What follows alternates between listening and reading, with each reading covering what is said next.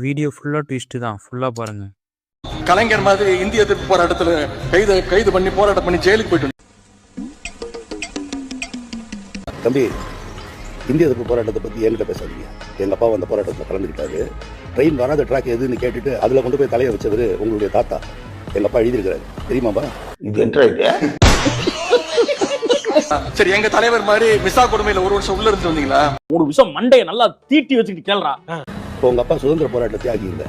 உங்கள் அப்பாவை மிசால கொண்டு போய் உள்ள வச்சதுக்கு காரணமே அம்மையார் இந்திரா காந்தியை பற்றி அநாகரிகமாக நீங்கள் சமீபத்தில் பேசுனீங்களே, விஜயனுடைய நன்றியை பற்றி, அது மாதிரி இந்திரா காந்தி அம்மையாரை பேசி அதுக்கப்புறம் தான் அவரை உள்ள வச்சு.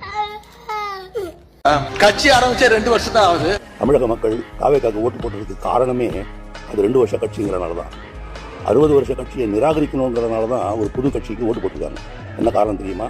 60 வருஷமா ஊழல் செஞ்ச கட்சிக்கு ஓட்டு கிடையாதுன்னு முடிவு பண்ணி தான் தாவேக்காக்கு போட்டுருக்காங்க. நீங்க 60 என்ன மறுபடியும் துபாய்க்கே போலாமா, இல்ல இந்த ஊர்ல இருந்து ஒரு ஓரஞ்சாரமா உட்காந்து தொழில் பண்ணலாமா, மொத்தத்துல இந்த ஊர்ல இருக்கலாமா வேணாமான்னு ஒரு வழியை காட்டி தொலை.